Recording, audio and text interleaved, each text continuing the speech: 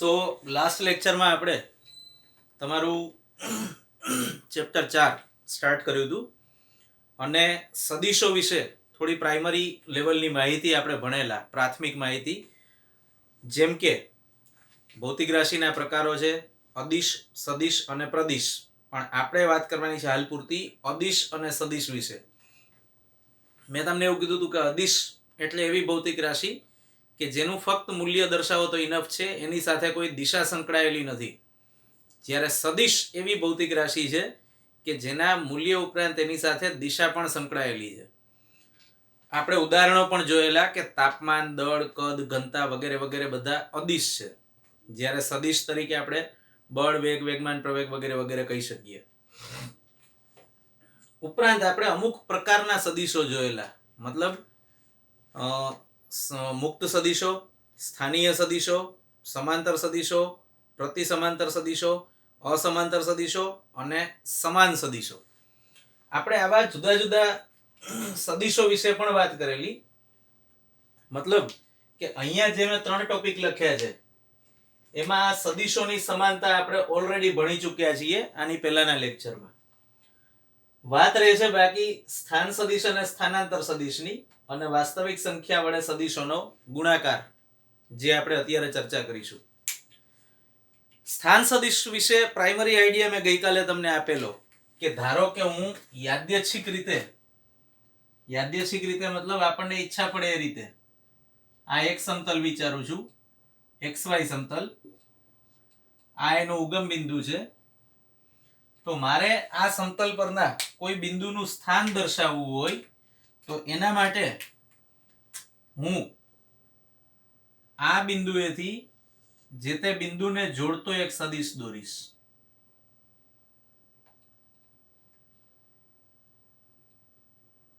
તો હું એવું કહી શકું કે આ સદિશ તે આ બિંદુની સાપેક્ષે, જે મેં બ્લેક સદિશ દોર્યો છે એ આ બિંદુની સાપેક્ષે P નું સ્થાન દર્શાવે છે, એટલે આ P નો સ્થાન સદિશ કહેવાય. અને સ્થાન સદિશની સંજ્ઞા છે R. ઇંગ્લિશમાં સ્થાન સદિશ મતલબ પોઝિશન વેક્ટર. પણ એવો કોઈ રૂલ નથી કે મારે P નું સ્થાન આની સાપેક્ષે જ દર્શાવવું. સિસ્ટમ છે, બધા ફોલો કરે છે, પણ રૂલ નથી. તમને ઈચ્છા પડે કે તમારે બીજા કોઈ બિંદુ Q ની સાપેક્ષે આનો સ્થાન સદિશ દર્શાવવો છે તો તમે આવી રીતે પણ દર્શાવી શકો છો. તો પછી Q ની સાપેક્ષે આ બિંદુનું સ્થાન આ તરફ થયું, તો પછી આ Q ની સાપેક્ષે સ્થાન સદિશ છે, જેને હું સંજ્ઞા આપી દઉં છું R'. તો જુદા જુદા કેસમાં સંદર્ભ બિંદુઓ જુદા જુદા લઈ શકાય. પણ પછી કેવું થાય કે આખી સિસ્ટમ બદલાઈ જાય, બગડી જાય. બદલાઈ તો ના જાય, બગડી જાય. મતલબ હવે દરેક વ્યક્તિ પોતપોતાની ઈચ્છા મુજબના સ્થાન સદિશો લેશે. તો ધારો કે કોઈ એક વ્યક્તિ અહીંયા વાત કરતો હશે ને એમ કહેશે કે ભાઈ P નો સ્થાન સદિશ y સાથે 45 ખૂણે છે, 45 ડિગ્રી ખૂણે છે. બીજો કોઈ વ્યક્તિ એમ કહેશે કે ના આ તો ઋણ x સાથે 45 ખૂણે છે. તો કન્ફ્યુઝન થયું. તો આપણે એવું ન થાય એના માટે જનરલી ઉગમ બિંદુના સંદર્ભમાં કોઈ બિંદુનો સ્થાન સદિશ દર્શાવીએ છીએ. આપણે જાણીએ છીએ કે આ સદિશની લંબાઈ એનું મૂલ્ય દર્શાવે છે, મતલબ સ્થાન કેટલું દૂર છે. દેખીતી વાત છે, તીર જેમ વધુ લાંબુ હશે એમ સ્થાન વધુ દૂર હશે. બીજી વાત કે સંદર્ભ બિંદુ તરીકે જે બિંદુ લેવું છે ત્યાં સ્થાન સદિશનું પુચ્છ આવે. આપણે કીધું હતું કે એરો વાળો ભાગ એટલે ટોપી વાળો ભાગ, એને શીર્ષ કહેવાય. તો આ શીર્ષ છે. તો શીર્ષ તમારે જે બિંદુનું સ્થાન દર્શાવવું છે ત્યાં આવવું જોઈએ અને પુચ્છ તમારે જેના સંદર્ભમાં આ બિંદુનું સ્થાન દર્શાવવું છે ત્યાં આવવું જોઈએ. જેમ કે મેં ઉગમ બિંદુ O ના સંદર્ભમાં જ્યારે P નું સ્થાન દર્શાવવા માટે સ્થાન સદિશ દોર્યો તો આ બ્લેક સદિશનું પુચ્છ O પર આવે છે, જ્યારે એનું શીર્ષ P પર આવે છે. પણ જ્યારે હું Q બિંદુની સાપેક્ષે સ્થાન સદિશ દર્શાવું છું આનો P નો, ત્યારે જોઈ શકો છો કે Q પાસે પુચ્છ આવે છે અને P પાસે ફરીથી એકવાર શીર્ષ આવે છે. તો આ છે સ્થાન અને સ્થાન સદિશ. હવે બીજી એક વસ્તુ વિચારીએ કે બધી જગ્યાએ સ્થાન અને સ્થાન સદિશ આટલું કહેવાથી વાત પૂરી નહીં થઈ જતી. આપણે વાત કરવાની છે ગતિની, અને ગતિમાં બહુ અગત્યની વસ્તુ છે સ્થાનાંતર. તો હવે સવાલ એ આવ્યો કે સ્થાનાંતર સદિશ કઈ રીતે દર્શાવવાનો. ફરીથી એકવાર હું એક યામ સમતલ વિચારું છું, યાદચ્છિક રીતે x અને y અક્ષો લઈને. આ બંને જ્યાં છેદે છે એ ઉગમ બિંદુ છે. તો ધારો કે શરૂઆતમાં હું જે કણ વિશે વાત કરી રહ્યો છું એ કણ માટે હું સંજ્ઞા લઉં છું p. તો p શરૂઆતમાં આ બિંદુએ છે, અહીંયા પ્રારંભિક સ્થાન દર્શાવતો સદિશ ઉગમ બિંદુના સંદર્ભમાં. ફરીથી એકવાર ઉગમ બિંદુના સંદર્ભમાં વાત કરી એટલે ત્યાં પૂછાયું, અને અહીંયા જે સ્થાને છે ચલો આપણે એ સ્થાનને p કહી દઈએ. એ સ્થાન પાસે એનું શીર્ષ આવ્યું. આને હું સંજ્ઞા આપું છું r1, કારણ કે અંતિમ સ્થિતિમાં એ આ બિંદુએ પ્રારંભિક સ્થિતિમાં એ આ બિંદુએ છે. ધારો કે આ p બિંદુ પર જે કણ રહેલો છે એ સતત ગતિ કરે છે, તો થોડા સમય પછી ગતિ કરીને એ q પર આવે છે. આ છે બિંદુ q. તો હવે q ને એક સ્થાન સદિશ વડે હું દર્શાવું. ફરીથી એકવાર ઉગમ બિંદુના સંદર્ભમાં સ્થાન સદિશ લઈએ છીએ, તો આ થાય છે r2. હવે તમે એવું કહી શકો કે સ્થાનાંતર કેટલું થયું કણનું, t બરાબર 0 સમયે આ સ્થાન હતું, અને t બરાબર t સમયે મતલબ કે થોડા સમય પછી એ અહીંયા પહોંચ્યો. તો આ કણ માટે સ્થાનાંતર કેટલું થયું, આ સદિશ જેટલું. તમે આને r અથવા ડેલ્ટા r અથવા r21 વગેરે વગેરે સંજ્ઞાઓ વડે દર્શાવી શકો છો. પણ આ સદિશ r21 એ ખાલી સ્થાનાંતર દર્શાવે છે, આવું મગજમાં રાખવું. જો થોડું સમજીએ કે અહીંયા આ બંને વચ્ચેનું જે અંતર છે, કન્ફ્યુઝન ના થાય એટલે હું એરો નથી કરતો હાલ પૂરતું. તમે આગળ ઉપર ભણશો કે આનું મૂલ્ય કઈ રીતે શોધી શકાય, પણ હાલ પૂરતી આપણે એની ચિંતા નથી કરતા. આની દિશા કઈ રીતે શોધી શકાય એ છેલ્લે આવશે. સમજો અત્યારે મુદ્દો એ છે કે આનું સ્થાનાંતર p થી q સુધીનું છે, પણ આ એનો ગતિપથ દર્શાવતું નથી. મતલબ p થી એ સ્ટ્રેટ લાઈનમાં જ q પર ગયો હશે? બિલકુલ નહીં, એવો અર્થ નથી થતો આનો. બની શકે કે p પરથી કણે ગતિ શરૂ કરી, આમ જઈ આવી રીતે, અને છેલ્લે q પર આવ્યો. બની શકે કે અહીંથી આમ ગયો અને પછી અહીંયા આવ્યો. બની શકે કે અહીંથી પેલા આમ જતો રહ્યો અને પછી અહીંથી અહીંયા આવ્યો. કોઈ પણ ગતિપથ શક્ય છે. આપણે તો શું કીધું તું, વ્યાખ્યા યાદ કરો સ્થાનાંતરની. કણના પ્રારંભિક અને અંતિમ સ્થાન વચ્ચેનું ટૂંકામાં ટૂંકું અંતર, એને આપણે નામ આપી દીધું સ્થાનાંતર. તો આ સ્થાનાંતર r21 જેટલું છે. પણ એના પરથી તમને કણના કે પદાર્થના ગતિપથ વિશે કોઈ માહિતી મળતી નથી. આ ધ્યાનમાં રહેવું જરૂરી છે ખાસ. અચ્છા, હવે સદિશ માટે વાસ્તવિક સંખ્યા વડે એનો ગુણાકાર જોઈએ.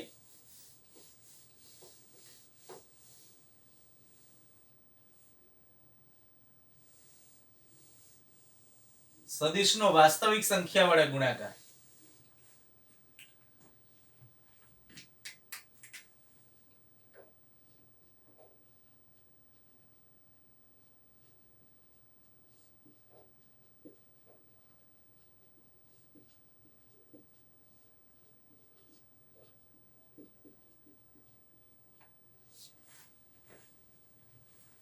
વાસ્તવિક સંખ્યા વડે સદિશનો ગુણાકાર.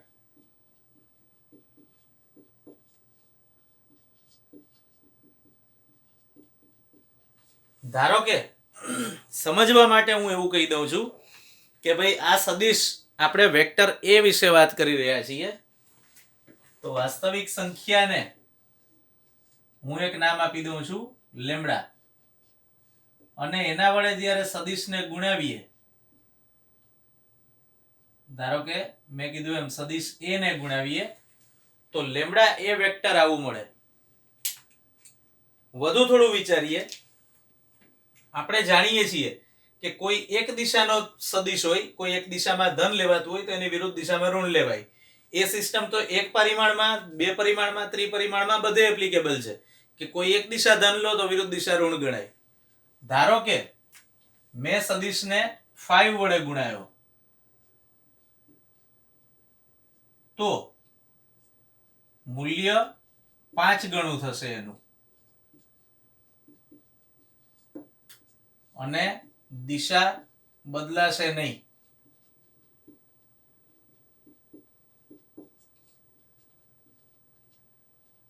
ધારો કે આપણે બહુ સિમ્પલ રીતે વિચારીએ તો ધારો કે આ સદિશ a છે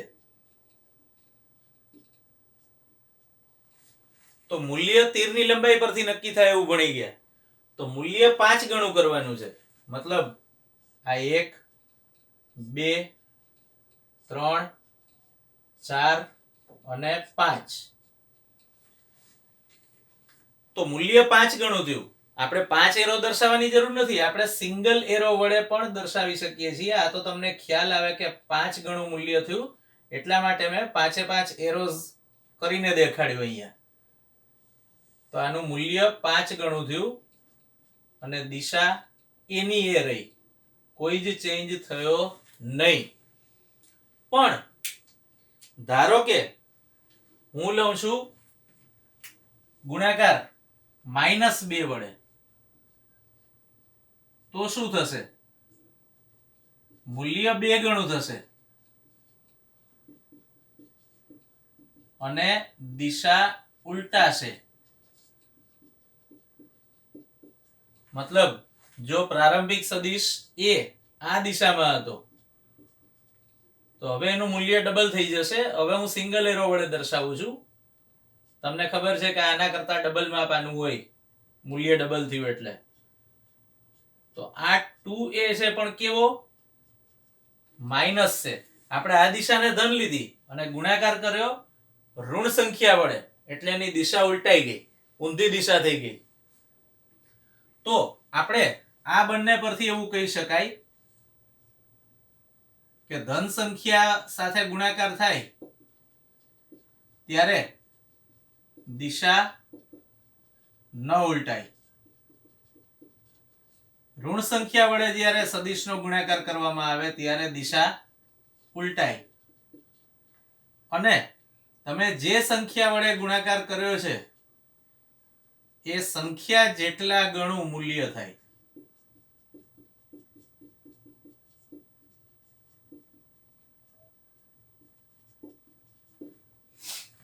અહીંયા 5 વડે ગુણાકાર કર્યો તો મૂલ્ય 5 ગણું, 2 વડે કર્યો તો મૂલ્ય 2 ગણું. માઇનસ નિશાનીના કારણે તો શું થયું? દિશા ઉલટાઈ ગઈ. આપણે કીધું ઋણ હોય તો દિશા ઉલટાઈ જાય. તો આ તો સાદી સંખ્યાઓની વાત થઈ. પણ આપણે જાણીએ છીએ કે જ્યારે તમે વાસ્તવિક સંખ્યા વડે ગુણાકાર કરો તો એ વાસ્તવિક સંખ્યા તરીકે કોઈક ભૌતિક રાશિ પણ હોઈ શકે. તો હવે આપણે એ જોઈએ છીએ કે સદિશનો વાસ્તવિક સંખ્યા તરીકે જ્યારે તમે કોઈ ભૌતિક રાશિ લો એની સાથે ગુણાકાર કરો ત્યારે શું થાય. તો ધારો કે હું વાસ્તવિક સંખ્યા તરીકે કોઈ અદિશ ભૌતિક રાશિ લઉં છું.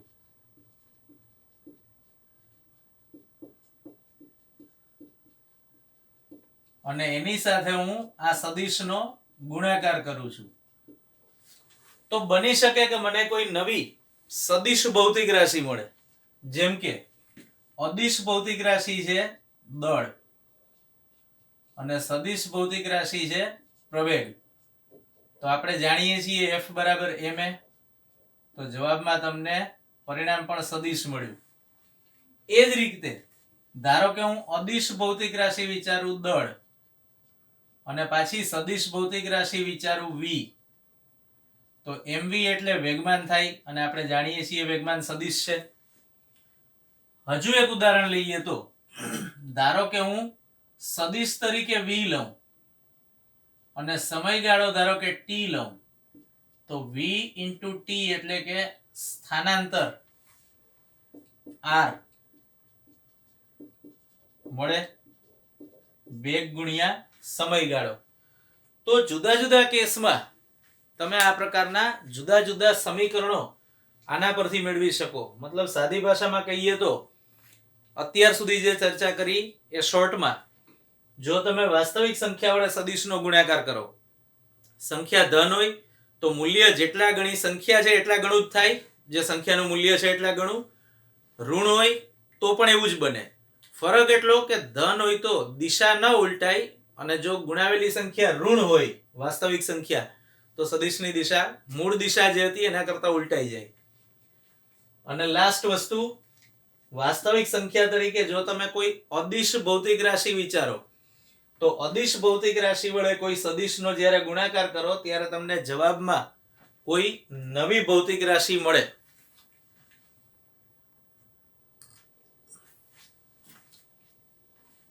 વધુ આગળ આપણે જોવા જઈ રહ્યા છીએ તમારો ટોપિક 4.4 સદિશોના સરવાળા અને બાદબાકી માટે આલેખની રીત.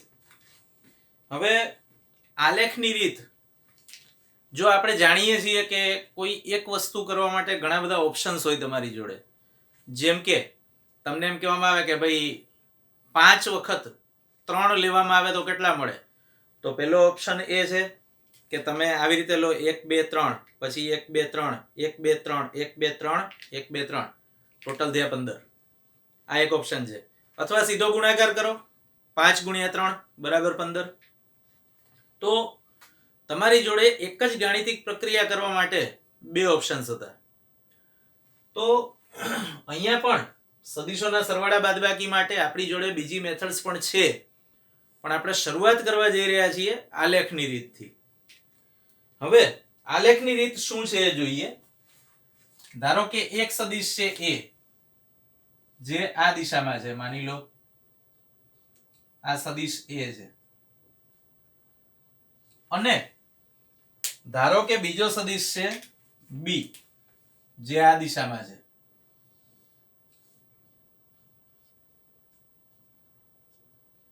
તમારે આલેખની રીતે આ બંનેનો સરવાળો કરવો છે. તો આલેખની રીત વડે સરવાળો કરવા માટે પહેલા તો સદિશ a દોરો, મૂલ્ય અને દિશા સહિત. આ મૂલ્ય અને દિશા સહિત દોરેલો સદિશ a, જે અહીંયા હતો સેમ એ જ રીતે. હવે a ના શીર્ષમાંથી સદિશ b દોરો, અગેન મૂલ્ય અને દિશા સહિત. મતલબ કે આ રીતે કંઈક આ a ના શીર્ષમાંથી દોરેલો b, મૂલ્ય અહીંયા છે એટલું જ અહીંયા, અને દિશા પણ જે ત્યાં હતી એ જ અહીંયા. તો હવે તમે a ના પુચ્છ અને b ના શીર્ષ ને જોડી દો તો જે ભૌતિક રાશિ સદિશ મળ્યો એ સદિશને કહેવાય બેયના પરિણામી સદિશ, બેયના સરવાળાનો. તો r = a + b. આપણે પરિણામી સદિશ દર્શાવવા માટે મોટા ભાગે સંજ્ઞા r લઈએ છીએ. રિઝલ્ટન્ટ વેક્ટર છે એટલે. રિઝલ્ટન્ટ મતલબ ગુજરાતીમાં પરિણામી. તો આ બે સદિશોના સરવાળાની રીત થઈ આલેખની રીતે. હવે બાદબાકીની રીત એ શું છે? મારે જો r = a + b કરવું હતું તો મેં આવું કર્યું. હવે ધારો કે મારે r = a - b જોઈએ છે.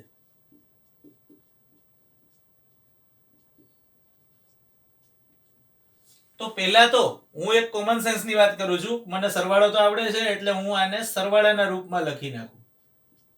હું આવું લખું તો વાતને કોઈ ફરક પડતો નથી. તો હવે આપણે ફરીથી વાપરીશું સરવાળાની જ રીત, પણ કેવાશે શું? ફાઇનલી તો બાદબાકી મળશે. પાછો આપણે સદિશ a દોરવાનો, જે તે બિંદુએથી યોગ્ય મૂલ્ય અને દિશા જાળવી રાખીને. તો આ સદિશ a દોર્યો. પછી હવે સદિશ b નથી દોરવાનો, એના શીર્ષમાંથી તમારે શું દોરવાનું છે? એમાં જે ઉમેરવાનું છે, જો અહીંયા તમારે b ઉમેરવો હતો તો તમે a ના શીર્ષમાંથી મૂલ્ય દિશા જાળવી રાખીને b દોર્યો, પણ હવે તમારે શું કરવું છે? માઇનસ b ઉમેરવો છે, અને માઇનસ b એટલે આપણે હમણાં જોયું કે દિશા ઉલટાઈ જાય, તો b જેટલા જ મૂલ્યનો સદિશ પણ ઊંધી દિશામાં. તો આ છે સદિશ માઇનસ b. પાછું આપણી સિસ્ટમ મુજબ પહેલાનું પૂછ અને બીજાનું શીર્ષ જોડી દો, તો હવે તમને જે મળ્યો એ સદિશ શું છે? r બરાબર a માઇનસ b, એટલે કે બંનેની બાદબાકીનો સદિશ છે. આ આલેખની રીત વડે તમે બહુ ઇઝીલી સરવાળા કે બાદબાકી કરી શકો છો, અને મેં કીધું એમ એકના શીર્ષમાંથી બીજો સદિશ દોરવાનો હોવાથી તમે એને શીર્ષથી પુચ્છની રીત પણ કહી શકો, બીજું નામ એવું છે એનું. અથવા અહીંયા ત્રિકોણાકાર રચાતો હોવાથી તમે એને સદિશોના સરવાળા માટે ત્રિકોણની રીત એવું પણ કહી શકો. અચ્છા, જરૂરી નથી કે બે સદિશો પરસ્પર લંબ જ હોય. બની શકે ધારો કે કોઈ સદિશ c આ રીતે છે અને કોઈ સદિશ d આ દિશામાં છે, તો હું મૂલ્ય અને દિશા સહિત c અને d દોરું તો આ બંનેનો પરિણામી સદિશ એ સરવાળાનો સદિશ થયો કહેવાય, c પ્લસ d. તો મુદ્દો એ છે કે તમે આલેખની રીત આવી રીતે યુઝ કરી શકો છો. અને બીજો એક બહુ મોટો ફાયદો એ છે કે તમે આલેખની રીત એક કરતા વધુ સદિશો માટે પણ વાપરી શકો છો. કઈ રીતે એ જોઈએ. તો ધારો કે તમે જો એક સદિશ આવી રીતે લીધો, માની લો આ છે સદિશ a, એમાં તમારે સદિશ b c અને d ઉમેરવા છે, તો હું સદિશ b લઉં છું આ તરફ, યોગ્ય મૂલ્ય અને દિશા સહિતનો સદિશ b ધારો કે આમ છે, પછી c ધારો કે આમ છે,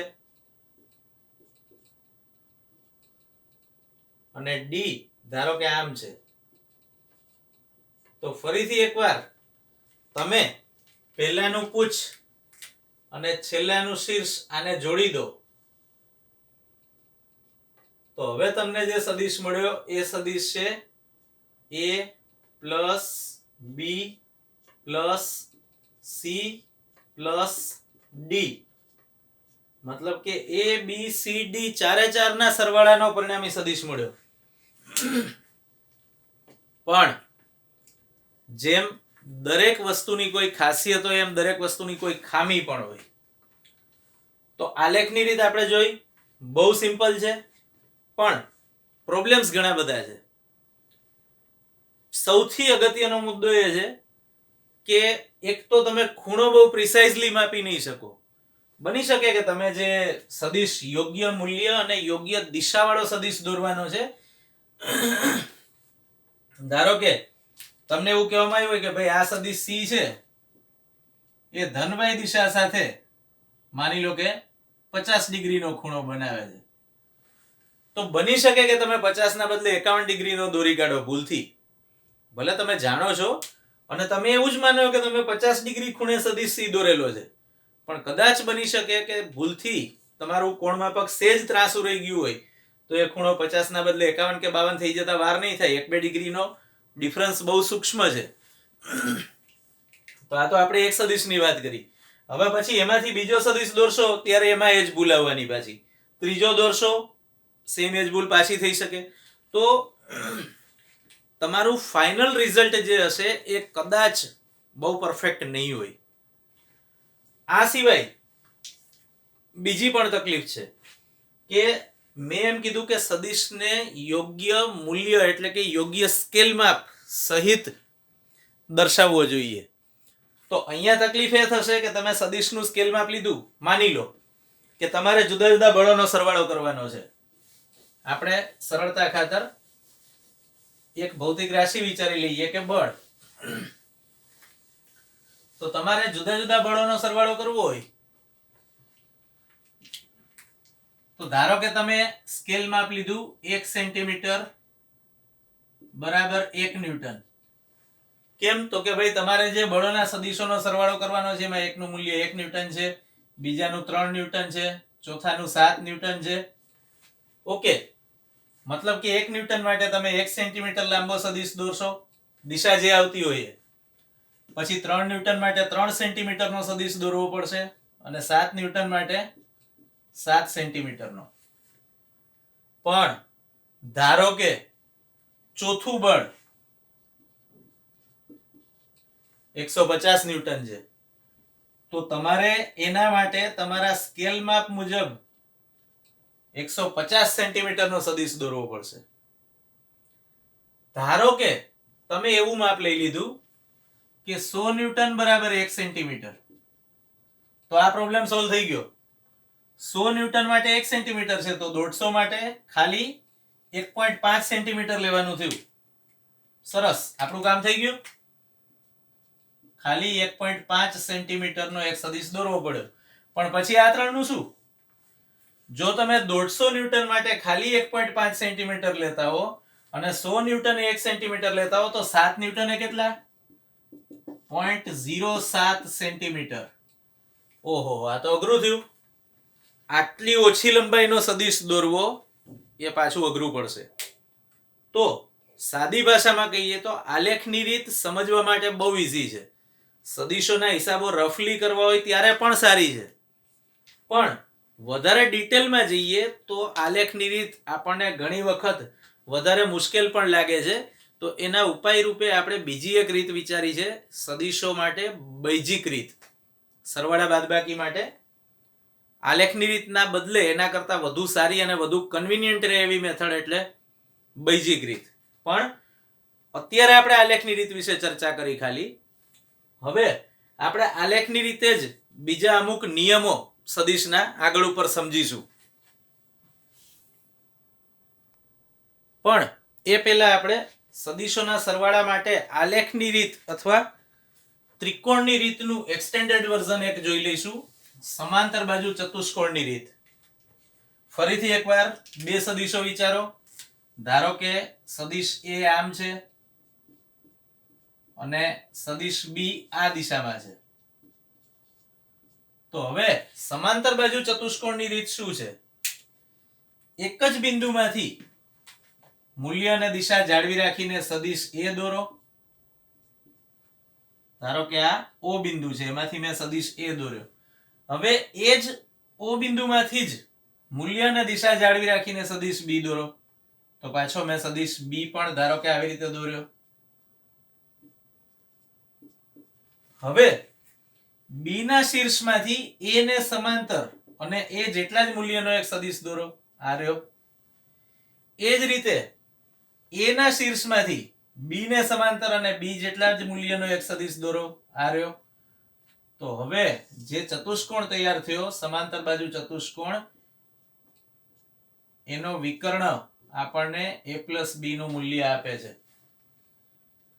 જો આમ જુઓ તો તમે એવું કહી શકો કે આ સરવાળાની રીત જ થઈ ને, પેલી આલેખની રીત. એકનું શીર્ષ, પછી એમાંથી મૂલ્ય દિશા જાળવી રાખીને બીજો, અથવા અહીંયાથી પણ એવું જ વિચારી શકો, એકનું શીર્ષ અને એમાંથી મૂલ્ય દિશા જાળવી રાખીને બીજો. તો તમે મેથડમાં કંઈ નવું નથી કર્યું. પણ ઘણીવાર કેવું બને કે આપણને આ મેથડ વાપરવી વધારે કન્વિનિયન્ટ હોય પેલી ત્રિકોણની રીત છે એના કરતા. તો એવા કિસ્સામાં આપણે આ રીતનો પણ ઉપયોગ કરીએ છીએ.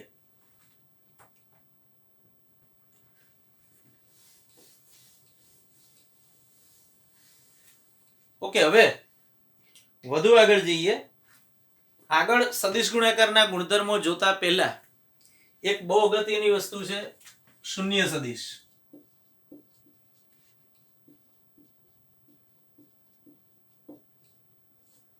સદિશોના સરવાળા માટે જે આપણે આલેખની રીત જોઈ એના ગુણધર્મો આપણે લેટર ઓન ચર્ચા કરીશું, પણ હાલ પૂરતી અગત્યની વસ્તુ છે શૂન્ય સદિશ. શૂન્ય સદિશની વ્યાખ્યા એવી છે, શૂન્ય મૂલ્ય ધરાવતો સદિશ.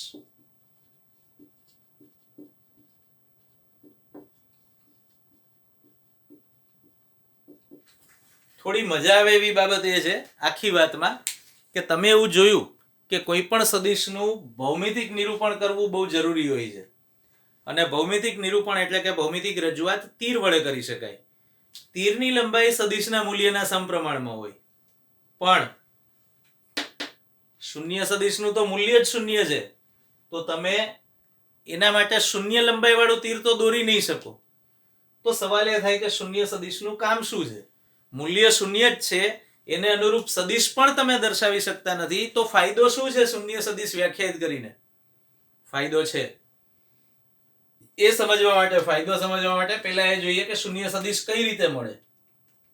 કે સિમ્પલ, સમાન મૂલ્યના બે સદિશો વિચાર્યા મેં, પણ પરસ્પર વિરુદ્ધ દિશામાં.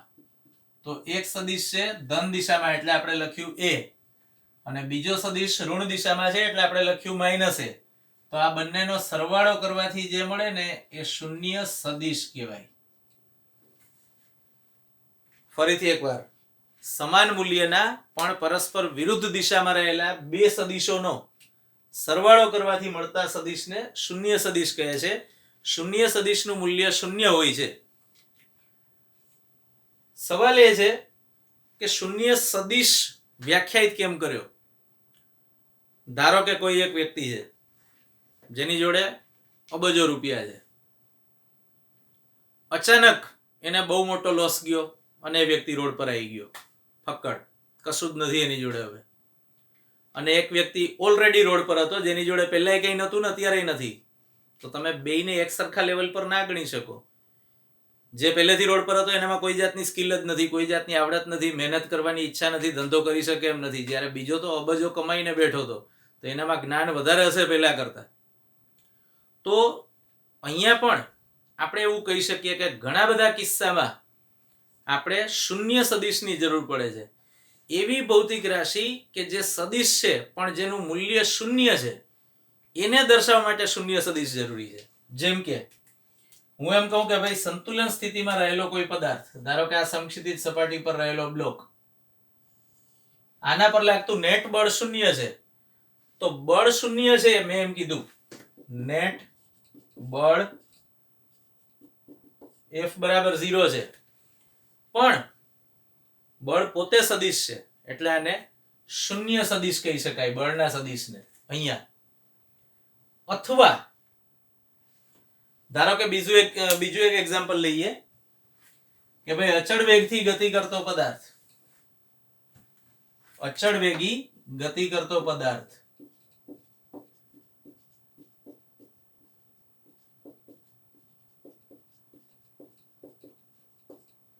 વેગ અચળ છે, મતલબ કે પ્રવેગનું મૂલ્ય શૂન્ય. પ્રવેગની વ્યાખ્યા શું હતી? વેગમાં થતા ફેરફારનો સમય દર. અહીંયા તો વેગ અચળ જળવાઈ રહે છે એટલે પછી પ્રવેગ શોધવાનો સવાલ નથી આવતો. તો આ પ્રવેગનું મૂલ્ય શૂન્ય છે, પણ પ્રવેગ પોતે સદિશ ભૌતિક રાશિ છે એટલે આ કિસ્સામાં પ્રવેગનો સદિશ શૂન્ય સદિશ કહેવાય.